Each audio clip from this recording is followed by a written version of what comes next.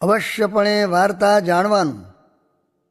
સ્વામિનારાયણ હરે સંવત 1882 મહાસુદી પડવાને દિવસ શ્રીજી મહારાજ શ્રી વરતાલ મધ્યે સંધ્યા આરતી થયા કેળે શ્રી લક્ષ્મીનારાયણના મંડપમાં ગાદી તક્યા નંખાવીને વિરાજમાન થયા હતા ને સર્વ શ્વેત વસ્ત્રનું ધારણ કર્યું હતું ને પોતાની ચારે કોરે મંડપને ઉપર તથા હેઠે પરમહંસ સર્વે તથા દેશ દેશના હરિભક્ત સર્વે બેઠા હતા. પછી શ્રીજી મહારાજ બોલ્યા છે, આ તમે સર્વે મોટા મોટા પરમહંસ છો, તે તમને અમે પ્રશ્ન પૂછીએ છીએ. જે સત્સંગી હોય તેને અવશ્યપણે શીશી વાર્તા જાણી જોઈએ. કેમ જે તેને કોઈક પૂછે અથવા પોતાના મનમાં કોઈક તર્ક થઈ આવે ત્યારે જો તે વાર્તા જાણી ન હોય તો તેનું સમાધાન કેમ થાય? એમ પ્રશ્ન પૂછીને પછી પોતે જ બોલ્યા છે, લ્યો એનો ઉત્તર અમે જ કરીએ છીએ. જે એક તો આપણો ઉદ્ધવ સંપ્રદાય છે, તેની રીત જાણી જોઈએ, તથા બીજી ગુરુ પરંપરા જાણી જોઈએ. તે કેવી રીતે? તો ઉદ્ધવ તે રામાનંદ સ્વામી રૂપે હતા ને તે રામાનંદ સ્વામી શ્રીરંગ ક્ષેત્રને વિશે સ્વપ્નમાં સાક્ષાત રામાનુજાચાર્ય થકી વૈષ્ણવી દીક્ષાને પામ્યા. માટે રામાનંદ સ્વામીના ગુરુ તે રામાનુજાચાર્ય છે ને તે રામાનંદ સ્વામીના શિષ્ય અમે છીએ. એવી રીતે ગુરુ પરંપરા જાણવી અને અમે અમારા ધર્મકુળનું સ્થાપન કર્યું છે તેની રીત જાણવી અને ત્રીજા અમારા સંપ્રદાયમાં અતિ પ્રમાણરૂપ જે શાસ્ત્ર છે તેને જાણવા. તે શાસ્ત્રના નામ વેદ, વ્યાસસૂત્ર, શ્રીમદ ભાગવત પુરાણ, મહાભારતને વિશે વિષ્ણુ સહસ્ત્ર નામ, ભગવદ્ ગીતા, વિદુર નીતિ, સ્કંદ પુરાણના વિષ્ણુખંડ માહેલું વાસુદેવ મહાત્મા અને યાજ્ઞવલ્ક સ્મૃતિ, એ જે 8 શાસ્ત્ર તેને જાણવા. અને ચોથા સર્વે સત્સંગીના જે નિયમ છે તેને જાણવા. અને પાંચમા આપણા ઈષ્ટદેવ જે શ્રી કૃષ્ણ ભગવાન તેને જાણવા. અને સ્થાનક, સેવક ને કાર્ય તેને ભેદે કરીને તે શ્રી કૃષ્ણ ભગવાનની મૂર્તિઓનું બહુપણું છે તેને જાણવું. અને તે શ્રી કૃષ્ણ ભગવાનના જે પરોક્ષ રૂપ ને પ્રત્યક્ષ રૂપ તેને જાણવા. તેમાં પરોક્ષ રૂપ તે કેવી રીતે? તો માયાના તમ થકી પર એવો જે ગોલોક, તેને મધ્યે જે અક્ષરધામ, તેને વિશે શ્રી કૃષ્ણ ભગવાન રહ્યા છે. તે દ્વિભૂત છે ને કોટી કોટી સૂર્ય સરખા પ્રકાશમાન છે ને શ્યામ સુંદર છે ને રાધિકાજી ને લક્ષ્મીજીએ સહિત છે ને નંદ, સુનંદ ને શ્રીદામાદિક જે પાર્ષદ તેમણે સેવા છે ને અનંતકોટી બ્રહ્માંડની જે ઉત્પત્તિ, સ્થિતિ ને પ્રલય તેના કરતા છે ને મહારાજા ધીરાજપણે વિરાજમાન છે. અને એવા જે ભગવાન તે ચતુર્ભુજ રૂપને ધારે છે, અષ્ટભુજ રૂપને ધારે છે અને સહસ્રભુજ રૂપને પણ ધારે છે. ને વાસુદેવ, સંકર્ષણ, અનિરુદ્ધ ને પ્રદ્યુમ્ન, એ જે ચતુર્વ્યુહ ને કેશવાદિક જે 24 વ્યૂહ, એ સર્વે રૂપને ધારે છે. તથા વરાહ, નૃસિંહ, વામન, કપિલ, હયગ્રીવ એ આદિક જે અનેક અવતાર તેને ધારે છે. ને પોતે તો સુધા દ્વિભૂત છે અને ઉપનિષદ તથા સાંખ્ય શાસ્ત્ર ને યોગશાસ્ત્ર તથા પંચરાત્ર એમને વિશે એ જ સ્વરૂપનું વર્ણન કર્યું છે. એવી રીતે પરોક્ષપણે ભગવાનનું સ્વરૂપ કહ્યું. અને સર્વે જે આચાર્ય થયા છે તેમાં વ્યાસજી મોટા આચાર્ય છે. ને તે વ્યાસજી જેવા તો શંકરાચાર્ય ન કહેવાય, રામાનુજાચાર્ય ન કહેવાય, મધ્વાચાર્ય ન કહેવાય, નિંબાર્ક ન કહેવાય, વિષ્ણુ સ્વામી ન કહેવાય, વલ્લભાચાર્ય ન કહેવાય. કેમ જી? એ આચાર્ય જો વ્યાસજીના વચનને અનુસરે તો એ આચાર્યના વચનનું લોકમાં પ્રમાણ થાય, નહીં તો ન થાય. અને વ્યાસજીને તો બીજા કોઈની અપેક્ષા નથી. કેમ જે વ્યાસજી તો વેદના આચાર્ય છે ને પોતે ભગવાન છે. માટે આપણે તો વ્યાસજીના વચનને જ અનુસરવું. અને તે જે વ્યાસજી તેણે જીવના કલ્યાણને અર્થે વેદનો વિભાગ કર્યો ને 17 પુરાણ કર્યા ને મહાભારત કર્યું, તો પણ તે વ્યાસજીના મનમાં એમ થયું છે જીવના કલ્યાણનો ઉપાય જેમ છે તેમ યથાર્થ ન કહેવાયો. ને તેણે કરીને પોતાના મનમાં સંતોષ ન થયો. તે પછી સમગ્ર વેદ, પુરાણ, ઇતિહાસ, પંચરાત્ર, યોગશાસ્ત્ર, સાંખ્યશાસ્ત્ર તેનું સાર એવું જે શ્રીમદ ભાગવત પુરાણ તેને વ્યાસજી કરતા હવા તે ભાગવતને વિશે સર્વ અવતાર કરતા શ્રી કૃષ્ણ ભગવાનને જ અધિકપણે કયા છે. ને સર્વ અવતારના ધરનારા જે છે તે જ સ્વયં શ્રી કૃષ્ણ ભગવાન છે. અને એ શ્રી કૃષ્ણ ભગવાને ઉદ્ધવ પ્રત્યે ગુણ વિભાગના અધ્યાયમાં કહ્યું છે જે હું નિર્ગુણ છું ને મારા સંબંધને જે પામે છે તે પણ નિર્ગુણ થાય છે. માટે કામભાવ, દ્વેષભાવ, ભયભાવ, સંબંધભાવ, સ્નેહભાવ એમાંથી જે ભાવે કરીને એ શ્રી કૃષ્ણ ભગવાનને જે જીવ આશર્યા તે નિર્ગુણ થઈ ગયા. માટે એ શ્રી કૃષ્ણ ભગવાન તે નિર્ગુણ છે. એવી રીતે વ્યાસજીએ શ્રી કૃષ્ણ ભગવાનને કહ્યા છે. અને તે વ્યાસજીએ એમ સિદ્ધાંત કર્યો છે જે સર્વ અવતારના ધરતલ જે પરમેશ્વર તે જ સ્વયં શ્રી કૃષ્ણ ભગવાન છે. અને બીજા જે અવતાર તે એના છે. અને જો એ શ્રી કૃષ્ણ ભગવાનને નિર્ગુણ નહીં કહે ને શુદ્ધ સત્વાત્મક કહેશે તો તેને ભાગવતના પૂર્વાપર સંબંધની ખબર જ નથી ને તેને વિશે મોટો બાદ આવશે. કેમ જે ગોપીઓએ શ્રી કૃષ્ણને ભગવાન ન જાણ્યા ને કામ ભાવે કરીને એ શ્રી કૃષ્ણ ભગવાનને ભજ્યા, તેણે કરીને તે ગોપીઓ નિર્ગુણ થઈ ગઈ. ત્યારે તે શ્રી કૃષ્ણ ભગવાનને શુદ્ધ સત્વાત્મક કેમ કહેવાય? માટે શ્રી કૃષ્ણ ભગવાન તો નિર્ગુણ જ છે.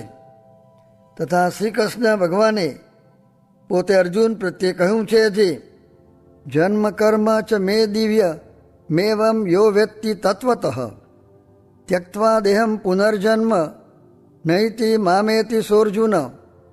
અને એ શ્રી કૃષ્ણ ભગવાને પોતાના જન્મ સમયમાં વસુદેવ દેવકીને પરમેશ્વરપણાની પ્રતીતિને અર્થે જે ચતુર્ભુજ રૂપ દેખાડ્યું તથા બ્રહ્માને જે અનેક ચતુર્ભુજ રૂપ દેખાડ્યા તથા અક્રૂરને જે શેષ શાહી રૂપ દેખાડ્યું તથા અર્જુનને વિશ્વરૂપ દેખાડ્યું ઇત્યાદિ રૂપને ભેદે કરીને જે શ્રી કૃષ્ણ ભગવાનની ઉપાસનાના ભેદ કહેવા તે તો યોગ્ય છે. પણ એ શ્રી કૃષ્ણ ભગવાન વ્રજને વિશે બાલમુકુંદ કહેવાયા, મુરલી મનોહર કહેવાયા, રાધા કૃષ્ણ કહેવાયા તથા વાછડા ચાર્યા, ગાયો ચારી, ગોવર્ધન પર્વત ધાર્યો, ગોપીઓ સાથે રાસ ક્રીડા કરી, તથા મથુરાપુરીમાં આવીને કંસને માર્યો, યાદવને સુખ્યા કર્યા, તથા સાદીપની બ્રાહ્મણને ઘેર વિદ્યા ભણ્યા, તથા કુબ્જા સંગાતે વિહાર કર્યો, તથા દ્વારકાપુરીમાં વસ્યા, ને રૂકમણી આદિ અષ્ટપટરાણીઓને પરણ્યા, તથા 16,000 સ્ત્રીઓને પરણ્યા, તથા હસ્તિનાપુરમાં રહ્યા, ને પાંડવની સર્વ કષ્ટ થકી રક્ષા કરી, ને દ્રૌપદીની લાજ રાખી, ને અર્જુનના સારથી થયા ઇત્યાદિ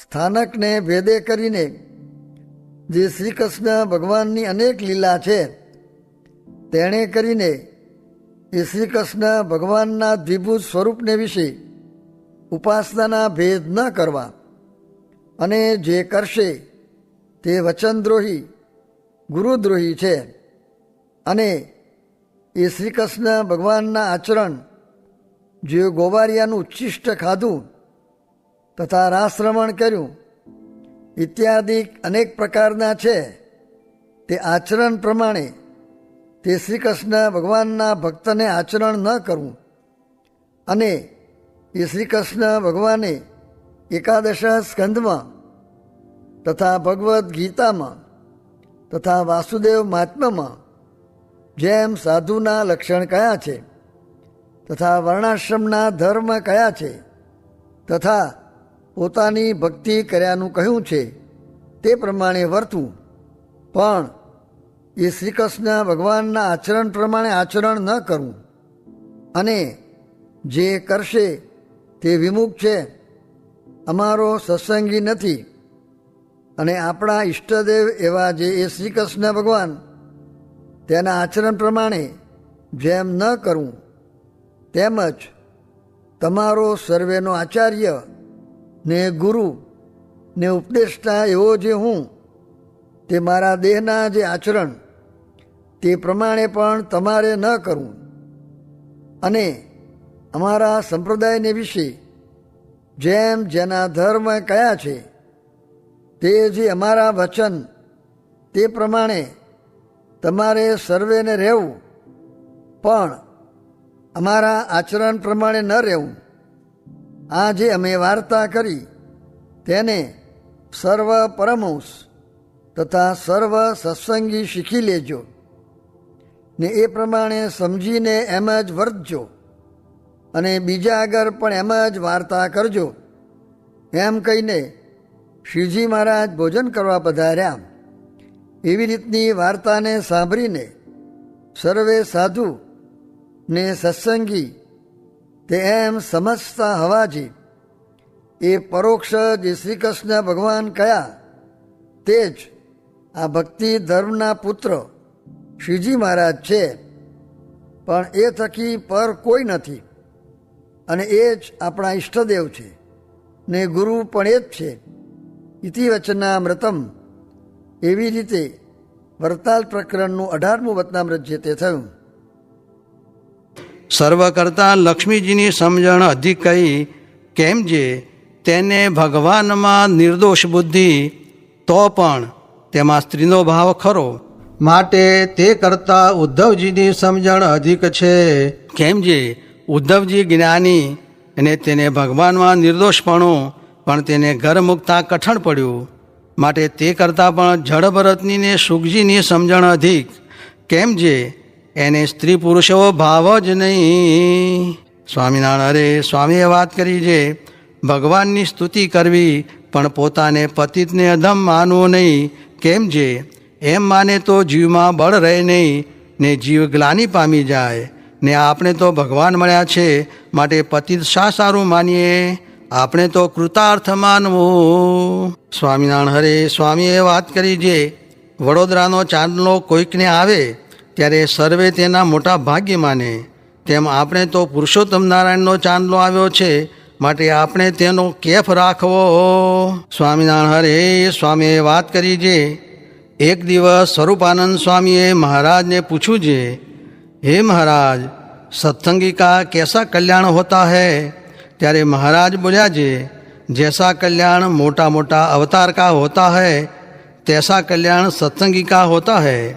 ત્યારે स्वरूपानंद स्वामी बोलिया जे, गुरु साहेब तब तो बहुत बड़ा कल्याण होता है।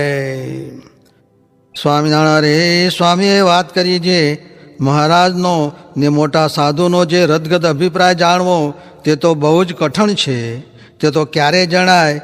તે એક કલ્પ સુધી જો મુક્તાનંદ સ્વામી તથા ગોપાળાનંદ સ્વામી તથા કૃપાનંદ સ્વામી એવાને સેવીએ ત્યારે જણાય, પણ તે વિના તો જણાય જ નહીં। એ સિદ્ધાંત વાર્તા છે ને તે વિના જે કાંઈ આપણને જણાય છે તે તો શ્રીજી મહારાજની ને આ મોટા સંતની દ્રષ્ટિ વડે કરીને જણાય છે। ને તેની દ્રષ્ટિ ક્યારે થાય? તો દ્રઢ ધર્મ હોય તથા આત્મા પરમાત્માનું અતિ દ્રઢ જ્ઞાન હોય તથા પંચ વિષયમાં અતિશય દ્રઢ વૈરાગ્ય હોય તથા પુરુષોત્તમ ભગવાનની મહાત્મ્ય જ્ઞાને સહિત અનન્ય ભક્તિ હોય, તેને માથે દ્રષ્ટિ થાય છે। પણ દેહાભિમાની માથે દ્રષ્ટિ થતી નથી ને તે વિના કાંઈ દ્રષ્ટિ જેવું જણાય છે તે અંતે નહીં જ રહે, એમાં કાંઈ સંશય નથી। સ્વામિનારાયણ હરે સ્વામીએ વાત કરી છે, ગરીબને કલ્પાવશે તે ભગવાન ખમી નહીં શકે। કેમ જે ગર્વગંજન ભગવાન છે તે ગમે તે દ્વારે પ્રગટ થઈને ગર્વને ટાળશે। એ વાત વિસ્તારે કરીને બોલ્યા છે, આપણે તો પ્રભુ ભજી લેવા, કાંઈ ચિંતા રાખવી નહીં। અને જે ધીરજવાન પુરુષ છે તેને દુર્જન કિમ કરીષ્યતિ, એમ કહીને વળી બોલ્યા છે, કોઈ દિવસ લંબકર્ણની જય થઈ નથી ને થાશે પણ નહીં। કેમ જે કામ ક્રોધાદિકે મારી મૂક્યા છે, માટે જેનું કામે કાપી લીધું નાક, લોભે લઈ લાજ લીધી રે, જેને જીભે રોળી કર્યો રાંક, માને તો ફજેતી કીધી રે। અને બીજા તો જેમ મોર કળા પૂરે ને પૂંછડું ઉઘાડું થાય એવા છે, ને એવાનો સંગ તો જેમ આંબેથી ઉઠીને બાવળીએ બેસવું એવો છે। કાઉ કણ ખૂટે વાંદરા બીડ ખાવો એવા પુરુષ છે, માટે દેખી ઉપરનો આટાટોપ રખે મને મોટા માનો રે, એ તો ફોકટ ફૂલ્યો છે ફોક, સમજો એ સંત શાનો રે। એમ કહીને બોલ્યા છે, આજ તો આપણને અલભ્ય લાભ મળ્યો છે એમ જાણવું, માટે જેને મરીને પામવા હતા તે તો દેહ છતાં જ મળ્યા છે, પણ મરીને પામવું એમ નથી। તે મહારાજે કહ્યું છે જે, દેહ ધર્યાનું નિમિત્ત તો નથી, પણ કોઈક કારણ ઉત્પન્ન કરીને આ સંતના મધ્યમાં જન્મ ધરવો એમ જ ઈચ્છીએ છીએ। તે એ તો આપણને શીખ્યું, પણ એવો દેહ તો આપણે જ ધર્યો છે, માટે સમાગમ કરી લેવો। સ્વામિનારાયણ સ્વામીએ વાત કરી છે, એક તો પતિનો ગર્ભ ને એક તો પરપુરુષનો ગર્ભ, તેમાં ફેર છે। તેમ ભગવાનનું બળ ને સાધનનું બળ તેમાં ભેદ છે, એમ મહારાજે કહ્યું છે। સ્વામિનારાયણ હરે સ્વામીએ વાત કરી છે, અંતઃકરણ શેખ ચલ્લીના ખોરડા જેવું ન રાખવું। એક ભગવાન રૂપી જ થાંભલો રાખવો, પણ ઘણા ટેકા રાખવા નહીં। ને કલ્યાણને અર્થે આશરો ને હેત બે જ છે, ને આજ્ઞા તથા નિયમ પાળે છે તે જ આત્મનિષ્ઠ છે, ને નિયમ નથી પાળતો તેને આત્મનિષ્ઠ સમજવો નહીં। સ્વામિનારાયણ હરે સ્વામીએ વાત કરી છે, એક જણે પ્રશ્ન પૂછ્યો છે, ઠેઠ મહારાજ પાસે ને તમારી પાસે કેમ આવાય? ત્યારે સ્વામી કહે, મહારાજને પુરુષોત્તમ જાણે ને ભગવાનની આજ્ઞા પાળે તો અવાય। સ્વામિનારાયણ હરે સ્વામીએ વાત કરી છે, અગતરાયના પર્વતભાઈને શ્રીજી મહારાજની મૂર્તિ તો ત્રણેય અવસ્થામાં અખંડ દેખાતી હતી, તો પણ એમ સંકલ્પ થયો છે, બીજા ભગવાનના અવતારના સ્વરૂપ કેવા હશે? ત્યારે તે સંકલ્પ માત્રે તે 24 ભગવાનની મૂર્તિઓ પર્વતભાઈ આગળ આવીને ઊભી રહી, ને પછી પર્વતભાઈએ દર્શન કર્યા। પછી તે 24 અવતારના સ્વરૂપ શ્રીજી મહારાજની સ્તુતિ કરતે સતે શ્રીજી મહારાજની મૂર્તિમાં લીન થતા હવા। એવી રીતે શ્રીજી મહારાજ પર્વતભાઈને પોતાનો અલૌકિક પ્રતાપ દેખાડતા હવા।